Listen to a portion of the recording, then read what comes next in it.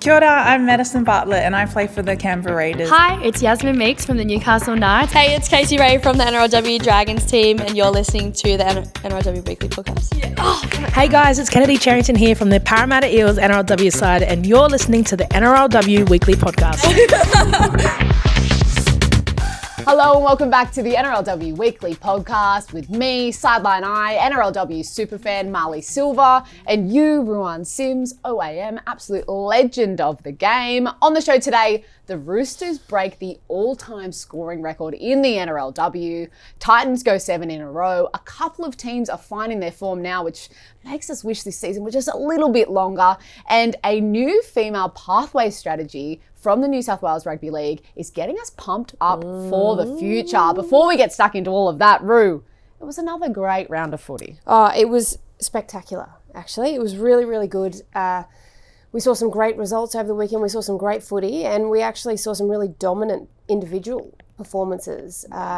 So that probably leads me into my 3-2-1. I was going to say, has it made it even harder for you this week? It did, but then what I thought I would do, instead of just wanting to give everybody a point, because I get so excited, there's so many incredible performances, I actually gave myself a little bit of space from the games.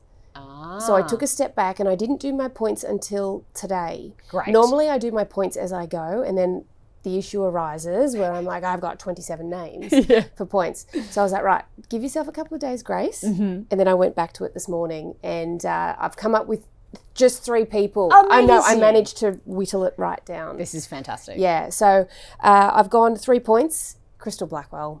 She was absolutely outstanding. She got 3 tries on the weekend and I actually went through some stats too to help me with this, right? So this is why she was so impressive. She had 3 tries, 3 try assists, 13 runs for 201 metres. She had 3 tackle breaks, 2 line breaks, 3 line break assists, 2 offloads, 21 tackles. She did miss 3, but she was probably tired from all the 201 metres that she ran. She even got a little kick in there as well. So I thought she was spectacular. And considering we had only seen her previously in the NRLW playing in the outside backs and at representative level playing the outside backs. But I do know now that she had done a little bit of playing in the halves coming up. So I think she's just really finding her feet now and she's understanding the role that Darren Borthwick wants her to play. She's a great foil for Zahara Temera. Z is a very controlling half, so she's good at just moving the team around. She's very general-like. And then Krystal can just run off that. And I think that's pretty cool. Yeah, so good to see. So she was great. She gets my 3 points for obvious reasons. And then Tegan Levi gets my 2 points. Yep.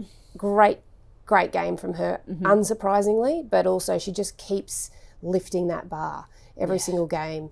And she scored a couple of tries, 2 tries as well. She ran for 131 metres, 6 tackle breaks. Jeez. So actually I need to get the stat. I need to ask Middo how many she's up to for the season because she's leading the tackle breaks by a significant margin. Ridiculous. She had 3 clean line breaks as well, a couple of offloads, 15 tackles and no misses. Wow. And even threw a kick in there as well. But I do have to say what impresses me the most about her is her kick chase. And now a lot of people might not look at that or they might not consider it, but whenever Lauren Brown is putting in a contestable kick, who's hot on the heels? It's Tegan. So Tegan will actually work her way to near Lauren for when Lauren kicks it. If she's going to be kicking it close to her, she'll work her way off her edge and she'll come in and she'll be that initial chaser. And you watch her speed, when she claps on the speed, she closes that gap so quickly. She was really impressive. She gets my 2 points and my 1 point in an incredibly impressive display on Sunday night was Rory Owen. 2 tries. Again, she had 15 runs for over 200 metres, 211 metres. 12 tackle breaks. It's crazy. In 1 game of footy, 3 clean line breaks. Only made 4 tackles, but that's because very clearly she had a lot of the ball and so did the Eels.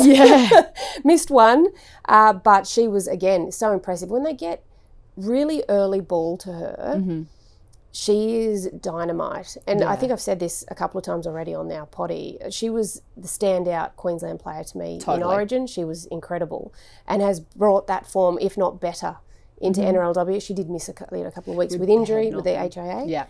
But other than that, she was absolutely outstanding. So when I gave myself a little bit of distance, I was able to do it. And again, there were so many incredible performances. I think Taryn Aiken had 7 try assists on the weekend. Jess Surgis coming up with like so many. She is the queen of one-on-one steals. I think it'll be very close between her and Ray McGregor. Yeah. They're both very, very good at it. Yeah. Sneaky. We love it. In the best way possible. Yeah. She was outstanding. Olivia Koenig was outstanding as well. Like, there were so many great performances. Yeah. And I think Izzy Kelly got a couple of tries too. Totally. So there were so many great performances, but I did manage to whittle it down. I'm very impressed. Thank that you. you did that. I was proud of me too. That's very why important. I keep bringing it up. Where is my compliments? Yes. Well done, Rue. Well done. Well, speaking of the Roosters, like that's got to be the next thing we talk about. This record-breaking scoreline, 66-8 over the Warriors. Huge. Really so impressive. You've just named half the team now in terms of you know, who put it on. But what did you think of that? I thought it was very strong by them. And what was probably more impressive than the scoreline was that they stayed in their cycle. Yeah. They didn't get loose. Because when the danger can be when you get ahead by a significant margin, you can start to get a little bit loose. You drop your standard. You know, you might sort of ease off in your defensive line speed. You might want to do that. So they stayed in that, which I think is really impressive. And I actually spoke to, I was on the phone with Strangey this week about something completely different. And I just said to him, like, oh, the girls played really well. And he said that they're looking for different ways to find that extra percentage. Yeah. And the different ways to be able to keep the pressure on. And that's what a good coach does with a good team. You know, finding ways to keep ratcheting up the pressure instead of just letting it drop off and just being happy with where you are. Yeah. That's why he's such a good coach. That's why they're such a great team. Yeah. And they were magnificent. I spoke to Izzy Kelly just briefly after she was, you know, done talking to all the fans that wanted her photos and signatures. And she said that one thing she doesn't want people to think because of that scoreline is the Warriors did not go away in terms of the physicality. And she said it was really hard out there the whole way through and they continued to push us. Yeah. So she was just talking about that. She's like, I think people would think that it was an easy walkover, but it really wasn't. Like the Warriors were so physical, as they always are. Yeah. Absolutely. And that's the thing, like the Roosters knew they had to come up with a really good performance because the Warriors don't go away. Yeah. You know, and like the Warriors, they'll be able to take some lessons out of that and, you know, try and obviously turn that around. But they didn't shy away from it. It's just that the Roosters were that good. And like I said, the Roosters are finding new ways of keeping that pressure on.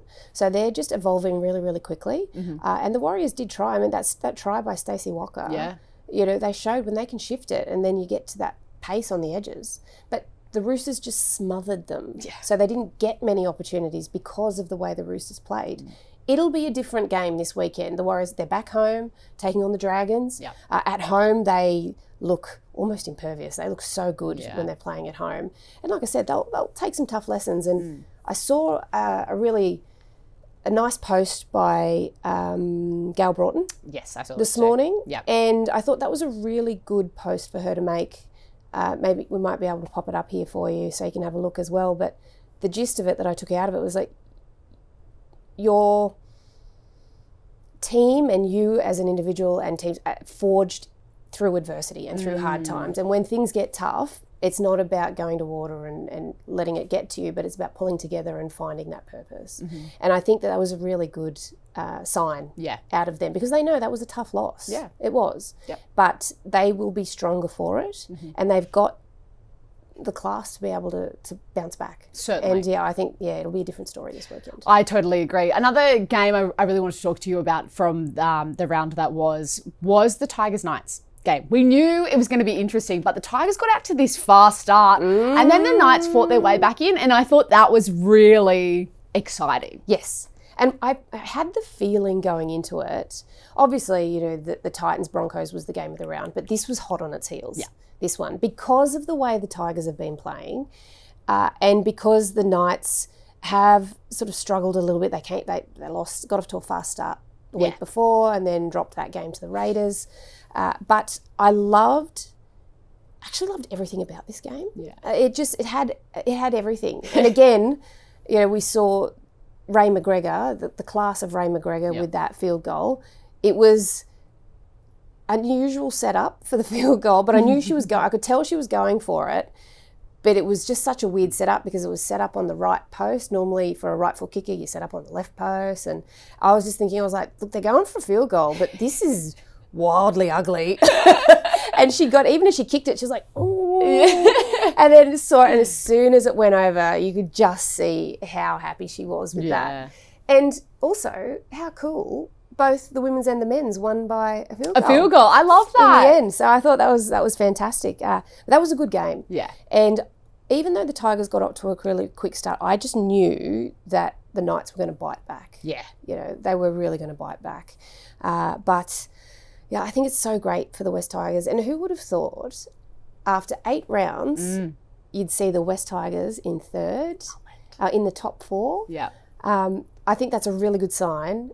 And I know that the Tigers had that belief in them just by the way they started the season even. Yeah. So I'm so happy for them. And I'd love to see them play finals this year. Same. And the way they're going, and I think looking good. Shaylee Bent's try was the fastest ever scored try in NRLW. Yeah. 43 seconds. 43 seconds, yeah. Yes. Pretty impressive. And she had a whale of a game too. She's really happy there. You can tell see it. It's Tell. unreal. And the leadership suits her, especially with no Kezi. She was... you know, the main leader out there. Her and Sala Tongatuki had to really step up alongside Ray McGregor, who's always a strong leader for them. But yeah, I thought Shay's been playing some really great football. Absolutely. So looking at the ladder, who do you think is best placed to take that 6th spot? Obviously, we've got a couple of weeks left of the regular season, but I think it's the Warriors, Knights, Bulldogs, or Cowboys. Can I just say Cowboys are finding some form. Let's go, S.A. Banu with a double. I know. But it's awesome to see that it has all this flexibility here of what can happen. But of those couple of teams that are in contention, it's got to be the Knights, you'd think. To try and push into the 6? Knights who or falls Warriors? out? Because the Warriors are sitting at 6 at the moment, on 8, and then the Knights... Do you think that 6. the Warriors can hold on to that then?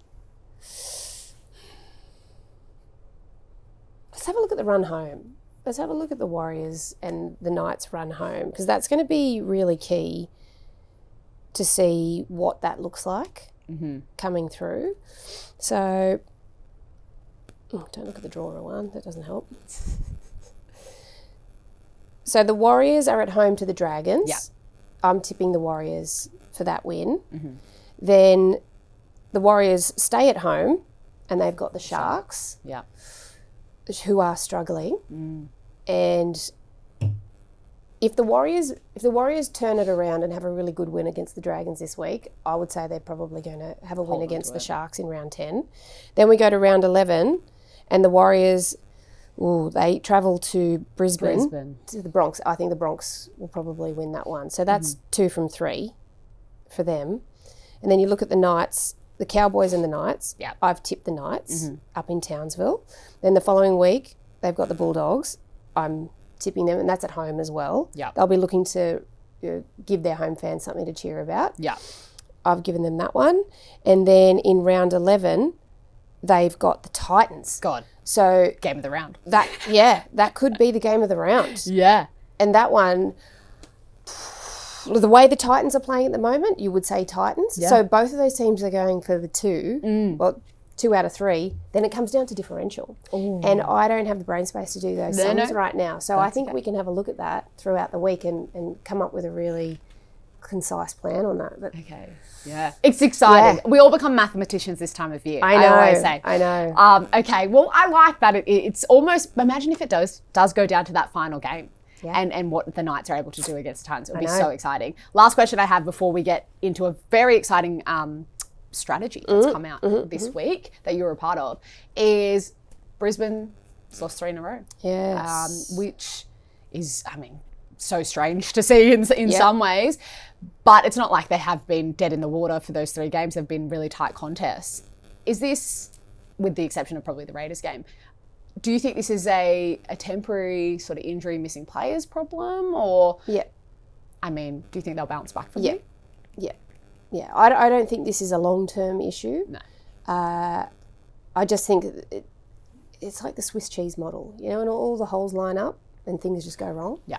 That's just what's happened for them. But they've got such incredible class that they're not going to miss finals, right? Let's put it that way. They're not going to miss finals. So then once they get into finals, everything resets once you're in finals. And then you have to just win big game after big game after big game. And they've got big game players and they've got names that can do it. Yeah. So I am definitely not writing them off. Obviously, they have taken some hits in the last few weeks. But like I said, I think this is just a temporary thing. It's not going to last. Kind of makes them scarier come finals. Yeah, well, it makes them a little bit more unpredictable. Yeah. But I do have to say, I mean, we spoke about this last week, that Titans-Broncos game, how important it was for the Titans. And it was, because I feel, and watching it after we had that conversation, I felt like it did sharpen the Titans. Yeah. It definitely That's what you said. did. What did you say? It was the Whetstone. Yeah, so Whetstone, that was a Whetstone game for the Titans, and it did. Yeah. It provided what I needed to see out of the Titans to say they are a genuine title threat and contender. And then the Broncos, what I liked about that, even though they lost, they fought back. Yeah. The Titans, the start from the Titans, fantastic. Yeah. Right? And the fight back from the Broncos, awesome. Yeah. Then what impressed me even more, which is what I wanted to see, that sharpening effect, the Titans were able to absorb that pressure and then turn around and then come up with a win at the end. So, yeah, I think this is just this is a glitch on the radar for the Broncos, and they'll be back. Okay. Let's get stuck into this, Ru. You were a part of the launch of a really exciting 5-year women and girls strategy from the New South Wales Rugby League that was announced this week. A couple of really big, exciting milestones that are being chased for the next 5 years. Can you tell us a bit about it? Yeah, absolutely. So I got to MC this event yesterday morning, and it was the New South Wales releasing their women and girls in rugby league strategy. What impressed me the most was that it's not merely focused on the women's game. It is a whole of game strategy and approach. And it's so exciting because they are harnessing the power of the growth of the women's game. And it has grown exponentially. We've had double-figure growth in participation year on year. Crazy. Since I signed my first NRL contract in 2016. Wow. It's been double-figure growth year amazing. on year. And that goes a lot to you can't be what you can't see. And now all of these players that we've got now, they are genuine role models for young girls coming through. So we're seeing participation is fantastic. I mean, we're currently sitting in New South Wales, participation is just over 35,000. And then in 5 years, in part of this strategy, they want it to be 45 within 5 years. They're looking to make sure that we get 100% female-friendly facilities at fields, which is important. It's so important. It's currently sitting at 52%. So I think that's vital to make sure that we have space for women in the game. They're looking to make sure that we have 75% female in coaching ranks in the womenmen's game. So assistant, head coach roles. Did we speak about that on Mike last week, or were we just talking No, about I think that? we were just talking about off. You knew. Yeah, Like we were talking off it's screen such about a key part of the growth. Yeah, and absolutely. sustainability. Yeah, absolutely. But also making sure that they're putting frameworks around it to support female coaches, not just appointing female coaches and then throwing them out there and going, okay, off you go. No. They're actually making sure it's really cool actually. They're doing a coaching mentoring program being headed up by Jo Banning. Perfect. And she is a very impressive individual. And I can't think of anyone better to be leading that space. So that's really cool. They're looking to increase to 10% high performance MASH officials by 2032. It's currently at 2.4. So we're looking for lots of growth there. And 43% female representation on the New South Wales Rugby League board by June 2027. Currently sitting at 29. So these are lofty goals and aspirations. But what is important is that if you have huge goals and aspirations, if you reach them, amazing, you've done this incredible thing. But more often than not, especially in the women's game, you surpass them. Totally. And if you surpass them, you're even in an even better position than you were before. And that's what excites me. And what I took out of yesterday was really cool. It was, they're setting a gold standard, and they are the gold standard. And then a lot of messaging. We had a great panel. It was Tasha Gale, Yvette Downey, who's head of, elite competitions there, Kylie Hilda, who's head of female participation and pathways, and Joe Banning, who is obviously going to be the coaching mentor. So I got to chat to them as well. And through all four of them, the main theme that I felt was have a crack. Just have a go. Yeah. And then from a New South Wales perspective, we've got you. Like, we will support you. So I was like, they're setting a gold standard, have a go, and we'll support you. And that is very much trimming it right back. But essentially that's what it is. Yeah. You know, we want you there. You're part of the fabric of this game, and we'll do everything we can to support you in that endeavour. I think it also speaks... Because it's only good for the game. Exactly. I think, well, that's what I was about to say is I think it really speaks to the fact that the rugby league community understands the value in the women's game. It's not a tokenistic thing, but actually vital to the sustainability and the growth of rugby league broadly. Yeah, so exactly. That's awesome. It's 50% of the population. Oh, so hell yeah. why wouldn't you harness that? Totally. Yeah. And like I said, I think just harnessing the growth and power, because we've had so much growth. Yes. It gives it an outlet and a clear direction, because you don't want it just to grow and explode and then just be left with 20,000 plates in the air and you go, what do I do with all of this? So while it's still at a manageable growth, let's direct it to where it needs to go with, again, those very lofty aspirations at the top, but give it some clear direction, harness that power. Beautiful. And it's going to be awesome. Love it. Awesome. Yeah. We love a little bit of like what's happening in the strategy, kind of planning, looking ahead. It's going to be unreal. You're listening to the NRLW Weekly Podcast. We'll be right back after this for a bit of what caught my sideline eye and previewing a huge round 9 in the NRLW. You're listening to the NRLW Weekly Podcast with me, Marlee Silva, you, Ruan Sims, and Ru. I've got a little wholesome what caught my sideline eye. Oh, what is it this week? Well, Talei Holmes returned to the NRLW 4 months or just under 4 months after having her daughter Bobby. And this is the second year in a row that the Sharks team has had a postpartum mum. I think Caitlin Johnston-Green, she was like 11 weeks postpartum, which is insane. But return. And I know that both the girls have spoken about the support from the medical staff and just being able to kind of like relearn their bodies after having a baby. But to see her go out there and have a great game was really amazing. And the shots of her and her daughter at the end, like I just think I am like, it never ceases to amaze me, the power of female bodies, particularly after giving birth to a child. Like that is really, really impressive. So it just made me, so proud. I'm so proud of what all the women in our game do, but to see that, I think it really shows, you know, the next generation of girls that you can kind of do both. Yeah, absolutely. So cool. But really, again, really cool. I think the key thing that I heard in that was the support. Yes. They had support. And all of the mums that we have in our game, I hope they get the level of support they need so that they can continue to play. They don't have to step away from it. And that is very wholesome. Yes. And also, she was really good too. Yeah. Came off the bench starting this week. It's brilliant. Right. I think I actually heard someone say that she didn't think she was going to play it all this year. Yeah. So she's come back and to do it. I think it must feel pretty special to be able to do that in front of your daughter as well. And it's so cool as well, because I think sort of the first one that we really spoke about was Sam Bremner. Yeah. When she came back a few years ago now. And I remember when she had Bubba and I picked her into the country team. Yeah.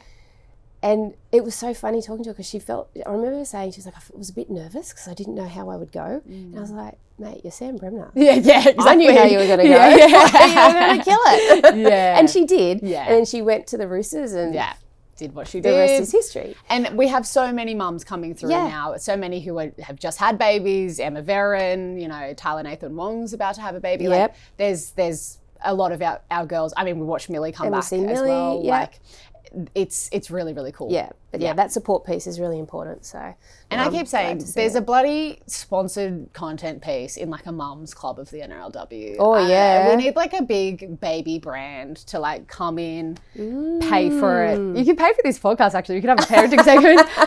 Shout out Huggies, Baby Bunting, whatever. Babies Are Us. Is that one, or did I make that up? I think that used to be a thing. Is it? I don't know.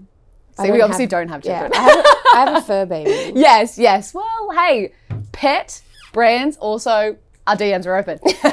Anyway, let's get stuck into a big preview for round 9. Saying that makes me go, holy cow, we are so close to the end of the regular season. What the heck?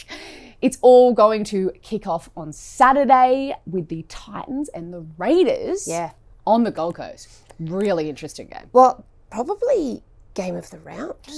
Do we say that all the time? We have to have one every week. Okay, we do have to have one every week. But when I look at where these two are coming from into today, obviously the Titans had a really good win against the Broncos last week. The Raiders had a dominant win against the Bulldogs last week. The Raiders were the first team to beat the Broncos 3 rounds ago. I just think both are coming in on fire. Yeah. Like absolutely on fire. So that's why to me, and it's pretty cool that it's our first game as well on Saturday. Yeah. So nobody has any excuse to miss it. What a way to start the day. I know. And I think it's going to be so awesome. But yeah, that's going to be one that we definitely need to keep an eye on. Yeah, I'm really excited for that. Yeah, that's me. 12:45. Ooh, Gold Coast is unchanged. Yep. I think is important. I was very concerned Tegan Levi being on the receiving end of 2 hip drops on the weekend. I was pulling my hair out for the Titans, so I don't know how Karen Murphy was feeling because I was like, yes. I could also, when that game was happening, I was at Allianz just before the Roosters game and I could hear your commentary and you and Maroon were like, all I could hear was, and Tegan Levi is not, because I couldn't see the vision. I'm like, oh my God, what's happening? What's happening? Yeah. So you could tell it was stressful. Stressed. I was stressed and I'm not even her coach. So it's a positive that she's been cleared. Yes. Obviously, no Charlotte Basham this week for the Raiders, but Holly Mae Dodd, who has been there before, she comes into the lineup. But for me, I feel like the Titans will get the job done here, especially after the performance I saw on the weekend. But the Raiders will push them. And this will be a really great game. I think this will be a really good game. Both teams have significant attacking prowess. But what I think is going to be really key to watch is probably that matchup in the middle with Samaima Taufa and Sienna Lafipo. Yeah. 2 very different style of locks. Yeah. 2 very, very different style of locks. But Mimes doesn't take a backward step. Sienna is she's playing incredible footy this season. Like all of those Titans girls are playing their best footy. So bottle whatever you're doing, Murph. Sell it if you want. I think for people to buy it. But I think the Titans in a close one. Yep. Okay, great. The game after that will be at Allianz. It is the Roosters taking on the Sharks. Now, the Sharks have obviously not had some great form in the last couple of weeks, but I did see Liv Koenig during the week, and she said to me, over the last couple of years, the rivalry between the Roosters and the Sharks has become a real thing. Between both playing groups, they both really get up for this game. Yeah, they do. So I think, expect this to be tighter than you think. Yes, definitely. I think the key here is, again, the point I made earlier about the Roosters finding ways to continue to ratchet up pressure. Yep. That will be very evident in this game. And the Sharks, they just want to win. They're hungry for a win. They need a win. They're desperate for a win. They've got a lot of people coming back this week too, which is really important. Rima Butler comes back for the Roosters, so that gives them a bit more... continues to add continues to add to the strength of their bench. But Georgia Hanaway back is important because then Maddie Ashby goes to centre. No Ellie Johnston, obviously she's out suspended. That will hurt them. Suspension. That will hurt them a little bit. But I think the Roosters will get this one. Yeah, and especially it's a home game for the Roosters too. Totally, and it's going to be a big occasion. Yeah. A lot of fans will be there because the men's game after, we'll see Jai Arrow obviously has been named. And I just think that's so special. I think that's such a beautiful thing to do. Totally. And I can't but applaud both the Rabbitohs for coming up with it and the NRL for approving it. Yep. I think that's fantastic. Yeah, everyone's really, really happy with that. Our final NRLW game on Saturday will be up in Townsville. JT, no doubt, on the sideline cheering on his Cowboys as they take on the Knights. I think, again, a really interesting game. Yes, I Because know. the Cows, they're finding something. Yeah, what is it? 3 of the last 4? Yeah. I And really like Charlize Lloyd-Phillips, by the way. she's great, isn't she? Killing it. Yeah, sorry, I just completely covered my mic. Completely lost my excitement. I think she's awesome. Yes. She's been fantastic. She's on that left wing there, and Margot Vella on the right wing, and they look good. S.A. Barnu got a couple of tries last week too. She was so stoked. Oh, I could tell. I was a bit unsure about the first try. Same. But I can't take the second one off her at all. So, you know what? It still counts. Yeah, doesn't matter what I think. Because it still her counts. stats are Exactly. 2 tries in the NRLW. Exactly. And this will be a really good one. I do get the feeling, though, because the Knights, they've got a lot to play for. Well, so did the Cowboys, you know. But, I just remembered, it's a double header. Yeah. For the men's and the women's, the Cows. Yeah. Oh, because I'd tipped the Knights. Yeah. It's a double header. Yeah. And I'm torn. Is that would be the final home game for the men's side too? No, they've got 2. Oh, they have back-to-back home games. Yeah, they got. But it's a double header. And it's a Saturday in Townsville. It's a Saturday, and everyone so that's what I travels mean. 4 Everyone hours to be there. All right, I'm going to stay with the Knights. I've already put my tips in, so I have to stay with what I Okay, said. I'm going to say upset here. Yeah? I'm going to say upset. All right. Even though I think that Kira Dibb will want to have a really big game against her old club. Yeah. Potentially very tight. Yeah. Potentially similar kind of I just scoreline as I last just feel like that the halves of the Knights will have way too much influence on how this game is played. And they're very seasoned halves. That's true. So that's where I think the difference will be. Okay. But also, I did see that Lillian White's been named at fullback with Lucy Spain on the bench. Yeah. But we saw that last week and then they flipped it. Yeah. So that might happen again. I'm not too sure. But Lucy Spain's been great. Yeah. She's such a great. So good. She's Rookie of the Year so far, isn't she?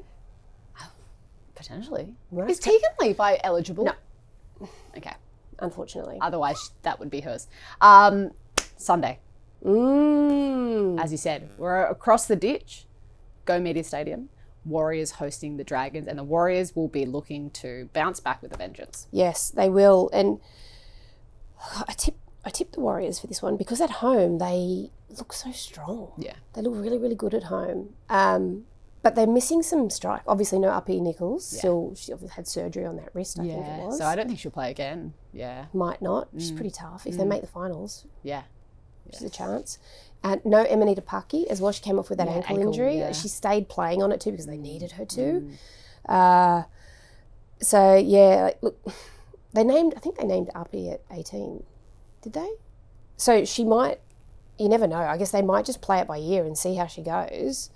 Oh yeah, they did name her at 18. But yeah, that. Surgery? That I know. seems hectic. No, so the thing is, when you have surgery, you could generally come back quicker because you're not waiting for the bones to set.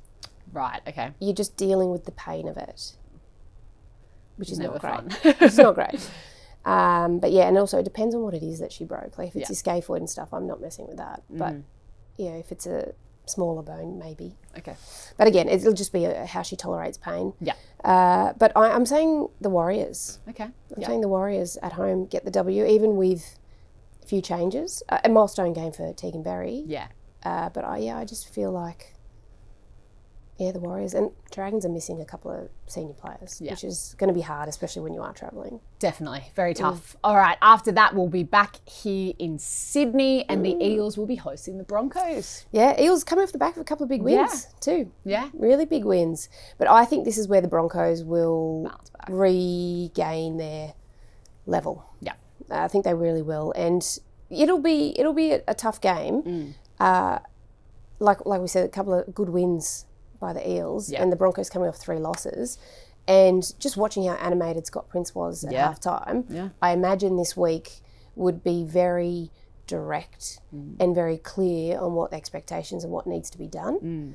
So I'm expecting them to come out firing the Broncos. So I'm going to say, even though they're travelling away, the Broncos will get the win. And obviously, I think Brigginshaw returns, so they'll be more settled in the halves.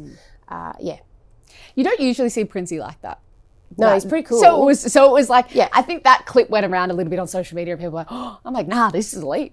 Love that. Love that. Let's go. What, that people were... I don't know. I think that sometimes Complaining. people misunderstand, like, I don't know, just people who have weird kind of gender expectations of women of like, oh, you have to hold everyone's hand and Yeah, right. sink it out. Look, See, I've been as a reading the coach- comments again. See, you don't read the See? comments. But see, as a coach, you've only really got one good spray Yeah. in a year. Totally. And he used his spray. And he's not had to bloody use it, hasn't had to use it for a ever couple in of his years. Broncos Years NRLW now. coaching career. But, you know, but all that shows me is that they weren't they weren't working to what he wanted. Yeah. And the girls, they can take it. I love They're it. athletes. It shows passion. Yeah. You know, and it's not a personal attack. It's just like, this is what we need to do. And I'm animated. Yeah. Let's get into it. Let's actually go. do this. It'll be a good one. Alrighty, our last game of round 9 will be the late one at Campbelltown Stadium. It'll be cold. West going? Tigers v you at this one or are Bulldog. you No, at the Eels? I'm at the Parramatta one. I'll be yeah. done at 6 o'clock. Thank you. All right, I'll do it then. Tigers and Bulldogs. Yeah. This will be a good game. Bulldogs will be gutted with the way Of that course. last, because that's 2 years in a row that Belmore game with the Raiders Hasn't serving gone the way. a big, you know, points margin there. Yeah. And the Tigers obviously coming off that tight, exciting game in Newcastle. So Yeah. interesting. Yeah, it will be. But again, I just think about the class of Ray McGregor and what she's helped do in that Tigers side. Not alone. Yeah. That's why I say helped. Yeah. But she does provide a significant point of difference for the Tigers. And everyone around her does their job, which means she can just fire and bring that little X factor. And then Lutu's a great little foil for her on the other edge too. And I love watching Lutu. I think she made some ripping tackles on the weekend. Like, my goodness. I love watching halves that love that physicality. Again, Tegan Levi is one who does that too. So I love that. The doggies, I think they get Evelyn Roberts back. She's a little firecracker off the bench as well. That's good for them. I just feel like the Tigers are going to be way too good here because they're riding a significant high as well. And if they can stay in their cycle, which I'm sure, I don't know Craig Sandercock as a person or a coach, but just what I've observed from the outside in, he is very clear about what his expectations are with the girls and the team and how they go about their work. And they're living it, they're working it. So I think the Tigers.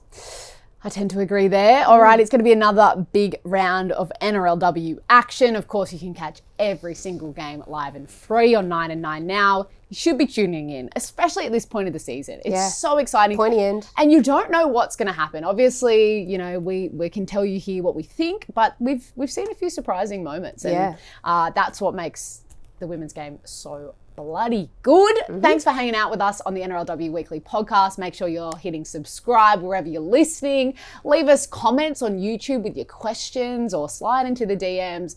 We are happy to hear from you all the time. Always. Alrighty, we'll catch you next time.